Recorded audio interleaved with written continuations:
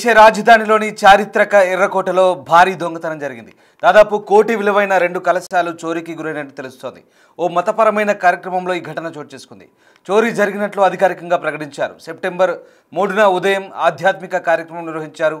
ఈ కార్యక్రమానికి చారిత్రాత్మక ఎర్రకోట వేదికైంది. పూజ తర్వాత బంగారు కలశం, వజ్రాలు, మాణిక్యాలు, పచ్చలు పొదిగిన చిన్న బంగారు కలశాలు మాయమయ్యాయి. ఒక కలశం బరువు 760 గ్రాములు కాగా పచ్చలు పొదిగిన కలశం బరువు 115 గ్రాములుగా చెప్తున్నారు. ఎర్రకోట నిర్వాహకులకు బాధితుడు ఫిర్యాదు చేశాడు. ప్రముఖ వ్యాపారవేత్త సుధీర్ జైన్కు వస్తువులుగా నిర్ధారించారు.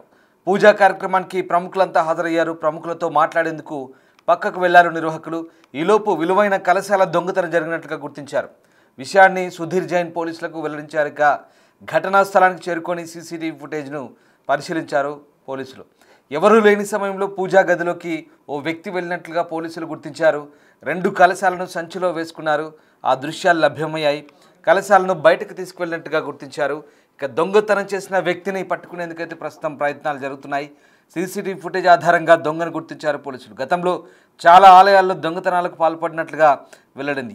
మీరు చూస్తున్న ఆ సీసీటీవీ ఫుటేజ్ దొంగ అక్కడ చోరీ చేసి వెళ్తున్న దృశ్యాలు మనం చూడొచ్చు.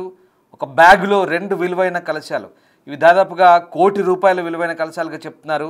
ఆ గదిలోకి చొరబడ్డాడు. అటు నుంచి ఆ విలువైన కలశాలను రెండింటిని ఒక బ్యాగులో వేసుకొని ఏమీ తెలియనట్టుగా మళ్ళీ సాధారణంగా వెళ్ళిపోతున్నాడు. ఈ దొంగ వ్యవహారం సీసీటీవీలో రికార్డ్ అయింది. గతంలో కూడా చాలా దొంగతనాలు చేసినట్టు తెలుస్తుంది. ఆలయాల్లో దొంగతనాలు చేసే వ్యక్తిగా గుర్తించారు. దేశ రాజధాని ఢిల్లీలో ఈ భారీ చోరీ జరిగింది. ఇటీవల జైనుల మతపరమైన కార్యక్రమం దశలక్షణ మహాపర్వం సందర్భంగా దాదాపు ₹1,00,00,000 విలువైన ఈ బంగారు కలశం అయితే దొంగతనం జరిగింది. ఈ కలశం 760 గ్రాముల బంగారంతో తయారు చేయబడి 150 గ్రాముల వజ్రాలు, మాణిక్యాలు, పచ్చలతో పొదిగి ఉంది. కేసు నమోదు చేసుకున్న పోలీసులు విచారణ చేపట్టి సీసీటీవీ ఫుటేజ్ ఆధారంగా నిందితుని గుర్తించారు. అదిగో మీరు స్క్రీన్పై చూస్తున్నారే, అతనే ఆ వ్యక్తి. భారీ విలువైనటువంటి ఆ కలశాన్ని దోచుకొని వెళ్తున్నాడు. సీసీటీవీలో మొత్తం రికార్డ్ అయింది. ఈ వ్యక్తి గతంలో కూడా చాలా దొంగతనాల్లో పాల్గొన్నట్టుగా తెలుస్తోంది. ఓ మతపరమైన కార్యక్రమం, జైనుల కార్యక్రమం అది. దశలక్షణ మహాపర్వం అంటారు, జైనులు నిర్వహిస్తుంటారు. సో ఎర్రకోటలో ఓ వ్యక్తి, ఓ ప్రముఖ వ్యాపారవేత్త ఈ ఈవెంట్ను చేస్తున్నారు. ఆ ఆధ్యాత్మిక కార్యక్రమాన్ని నిర్వహిస్తున్న సందర్భంలో ఆ దొంగ దృష్టి అంతా కూడా వాటిపైనే ఉంది. ఇక కార్యక్రమ నిర్వహణ తర్వాత నిర్వాహకుడు వేరే వ్యక్తులతో మాట్లాడుతున్న సందర్భంలో అదే అదునుగా భావించిన ఆ వ్యక్తి దొంగతనం చేసి, చోరీ చేసి ఎంత నింపాదిగా నడుచుకుంటూ వెళ్తున్నాడు. ఒకసారి చూడండి దొంగని. గతంలో కూడా చాలా దొంగతనాలు చేసినట్టుగా గుర్తించారు. ప్రస్తుతం పోలీసులు విచారణ చేపట్టి సీసీటీవీ ఫుటేజ్ ఆధారంగా నిందితుని గుర్తించారు. ఈ దొంగతనంతో ఎర్రకోట భద్రతా చర్యలపై సర్వత్రా విమర్శలు అయితే వ్యక్తమవుతున్న పరిస్థితి. మొత్తం మీద దేశ రాజధాని ఢిల్లీలో ఒక భారీ చోరీ ఇది. ఒక రకమైనటువంటి కన్నింగ్ చోరీ ఇది. ఈ చోరీకి ఒకసారిగా పోలీసులే షాక్ గురైన పరిస్థితి. ఈ మతపరమైన కార్యక్రమంలో దాదాపు కోటి విలువైన 2 బంగారు కలశాలు అయితే చోరీకి గురైనట్టుగా ప్రస్తుతం గుర్తించారు. సుధీర్ కుమార్ జైన్ అనే వ్యాపారవేత్త ఈ ఆధ్యాత్మిక కార్యక్రమాన్ని నిర్వహించారు. అయితే చాలామంది ప్రముఖులు కూడా దీనికి హాజరైనట్టుగా తెలుస్తుంది. బట్ ఇదే అదనుగా భావించిన ఆ దొంగ పక్కా చోరీకి పాల్పడ్డాడు. చోరీకి పాల్పడ్డ దృశ్యాలన్నీ కూడా రికార్డ్ అయ్యి మనం చూడొచ్చు. మొత్తం మీద ఎర్రకోటలో జరిగిన ఈ భారీ చోరీకి వెనుక ఆ నిందితునైతే ప్రస్తుతానికైతే గుర్తించారు. దాదాపు కోటి విలువైన ఆభరణాలను పోలీసులు ప్రస్తుతం ఎత్తుకెళ్ళినట్టుగా నిర్ధారించారు. ఎర్రకోటలో పూజలు నిర్వహించారు. అందులో పెట్టేందుకు బిజినెస్ మ్యాన్ బంగారు కలశాలు తీసుకొచ్చారు. అయితే పూజ పూర్తి చేసిన తర్వాత ఈ తతంగం జరిగింది. ఒకసారి ఆ దృశ్యాలు చూడొచ్చు. ఇదిగో ఇదే మనకు బంగారు కలశం చూస్తున్నారుగా. బంగారు కలశం చుట్టూ వజ్రాలు పొదిగున్నాయి. అలాగే చాలా విలువైన వజ్రాలు అవి. దాదాపు కోటి విలువ చేసే వజ్రాలు అవి. దేశ రాజధానిలో అత్యంత భద్రత కలిగిన ఎర్రకోటలో ఈ దొంగతనం జరగడం సర్వత్రా విమర్శలకైతే తావిస్తుంది. ఇక అక్కడ నిర్వహించిన పూజలో ఉంచేందుకైతే ఓ వ్యాపారి బంగారు కలశాలను తీసుకొచ్చాడు. ఆ బిజినెస్ మ్యాన్ పోలీసులకు ఇచ్చిన ఫిర్యాదులో మొత్తం అంశాలు వెల్లడించారు. ఎర్రకోటలో ఉన్న సీసీటీవీలను చెక్ చేస్తే ఆ వ్యక్తి కలశాలను తీసుకెళ్లడం రికార్డ్ అయింది. ఆ దొంగను పట్టుకునేందుకైతే ప్రస్తుతం ఢిల్లీ పోలీసులు విస్తృతంగా గాలింపు చర్యలు చేపట్టారు. ఈ నెల 3న జరిగింది. ఈ నెల 3న ఉదయం ఎర్రకోటలో ఈ కార్యక్రమాన్ని నిర్వహించారు. సుధీర్ కుమార్ జైన్ బిజినెస్ మ్యాన్ పూజ నిర్వహించిన సందర్భంలో ఒకటి 760 గ్రాముల బంగారు కలశం, మరొకటి 115 గ్రాముల చిన్న కలశం ఉంది. సో ఆ కలశాన్ని చూసి ఇది సీసీటీవీ ఫుటేజ్ దృశ్యాలు. ఇవి దొంగతనం చేసి ఎంత నింపాదిగా వెళ్తున్నారు చూడండి. మరి కూడా అది కూడా ఆ జైనుల మతపరమైన కార్యక్రమం తెలుసుకొని వాళ్ళలాగే వేషధారణ, మళ్ళీ ఏదో సాంప్రదాయ జైన మతానికి చెందిన వ్యక్తిలాగా అలాగే అటైర్ వేసుకున్నాడు. కంప్లీట్గా వేషధారణ ఉంది, అలాంటి దుస్తులే ధరించాడు. అక్కడి నుంచి ఆ కలశాన్ని అందులో వేసుకొని ఏమీ తెలియనట్టుగా సాధారణంగా వెళ్తున్నాడు. ఎవ్వరికీ అనుమానం రాకుండా, ఎవరు గుర్తుపట్టని స్థితిలో ఈ కార్యక్రమాన్ని కొనసాగించాడు. ఒకసారి చూడండి, చెప్పులు లేకుండా అదే వస్త్రధారంతో. నిజంగా అతను ఏదో జైన మతంలో ఒక మంచి గురువు మాదిరిగా తయారై వచ్చాడు. ఒక ఆధ్యాత్మికవేత్తలాగా తను కూడా బిల్డప్ ఇస్తూ వచ్చాడు. కానీ చివరికి వాడు ఒక దొంగ. వాడు గుళ్ళో దొంగతనాలు చేసే పచ్చి దొంగ వాడు. సో చూడండి, ఆ దృశ్యాలు చూసిన తర్వాత పోలీసులు గతంలో కూడా వీడు ఆలయాల్లో దొంగతనాలు చేసిన వ్యక్తిగా గుర్తించారు. పాపం సుధీర్ జైన్ అనే ఒక బిజినెస్ మ్యాన్.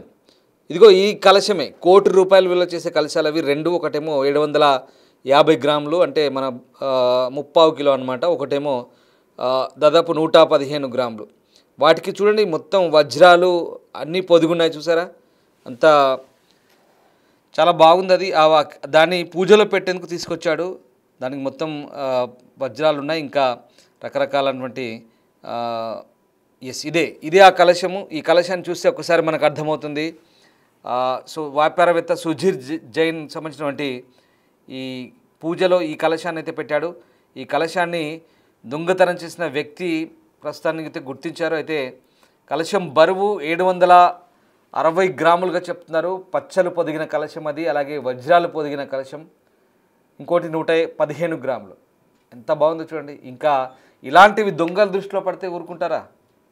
అంత బంగారు కలశము, దానికి వజ్రాలు, వైఢూర్యాలు, పచ్చలు పొదిగిన, రత్నాలు పొదిగిన ఆ కలశాన్ని ఇంకా వాడి కంట్లో పడింది. ఎలాగైనా సరే అందరి దృష్టి పూజ మీద ఉంటే, వాడు ఎలాగో దొంగ కాబట్టి వాడి దృష్టి దాని మీదే ఉంది. సో పూజ చేస్తున్నట్టుగా నటించాడు, వాళ్ళలాగే వస్త్రధారంతో వచ్చాడు. తీరా అదను చూసి వాళ్ళంతా కూడా పూజ అయిపోయింది, బిజీగా ఉన్నారు, వేరే వేరే వ్యక్తులతో మాట్లాడుతున్నారు. కానీ దొంగ తన మెదడుకు పని చెప్పాడు, ఆ పని కానిచ్చేశాడు. అంతే ఈజీగా అక్కడి నుంచి తప్పించుకోగలిగాడు. ప్రస్తుతం అయితే పోలీసులు వాడి కోసం వెతకడం ప్రారంభించారు. బృందాలుగా విడిపోయి ఢిల్లీ పోలీసులు అయితే విస్తృతంగా గాలిస్తున్న పరిస్థితి కనబడుతూ ఉంది. ఇక ఈ పూజకు సంబంధించి పూజ పూర్తయ్యే వరకు కూడా ఓపిక్గా అక్కడే ఉన్నట్టుగా తెలుస్తుంది. ఇక ఈ పూజకు చాలామంది ప్రముఖులు హాజరయ్యారు. పూజ పూర్తయిన తర్వాత అంతా కొద్దిసేపు పక్కకు వెళ్ళిపోయారు. తిరిగి వచ్చేసరికి ఆ పూజలో ఉంచిన ఈ 2 కలశాలు కనిపించలేదైతే పోలీసులకు అతను నిర్వాహకుడు ఫిర్యాదు చేశాడు.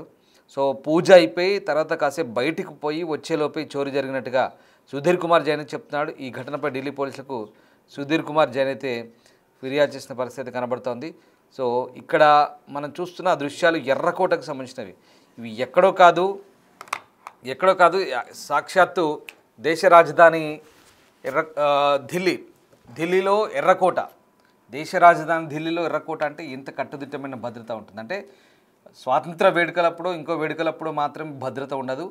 అన్ని సందర్భాల్లో కూడా ఎర్రకోటలో ఖచ్చితంగా భద్రత ఉంటుంది. ఎందుకంటే ఆ జాతీయ సమగ్రతకు చిహ్నంగా ఉన్నటువంటి ఆ ఎర్రకోటని చాలామంది టూరిస్టులు వస్తుంటారు. అక్కడ సెక్యూరిటీ పరంగా చాలా సెన్సిటివ్ ఏరియా కాబట్టి పకడ్బందీ సెక్యూరిటీ ఉంటుంది. కానీ ఇలాంటి ఈవెంట్లకు కూడా అనుమతిస్తుంటారు.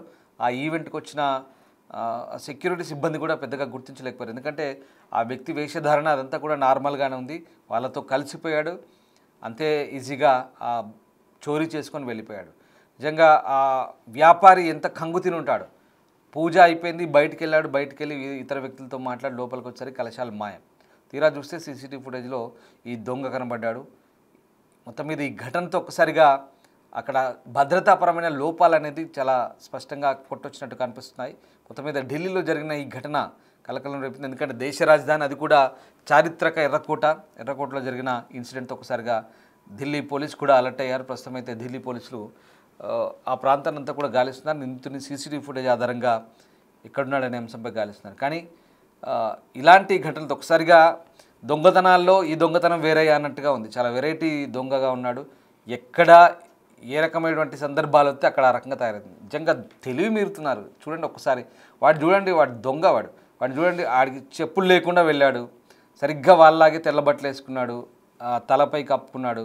వాడిని చూస్తే ఏదో ఆధ్యాత్మిక గురువు ఉన్నట్టుగా లేడు, ఒక దొంగలాగా ఉన్నాడా? కానీ అంటే అప్డేట్ అవుతున్నారు దొంగలు కూడా. విచిత్రంగా ఉంది. ఎలా అయితే ఏ సందర్భాన్ని బట్టి ఎలా ఉండాలో, ఎలా సిచ్యువేషన్ బట్టి బిహేవ్ చేయాలో. దొంగలకు తెలివి ఎక్కువ ఉంటుంది అంటారు కదా, తెలివి ప్రదర్శిస్తుంటారు. కానీ మూర్ఖులు తెలివి ఎక్కువ ఉంటుందని వాళ్ళు అనుకుంటారు, కానీ ఎక్కడో చోట దొరికిపోతారు.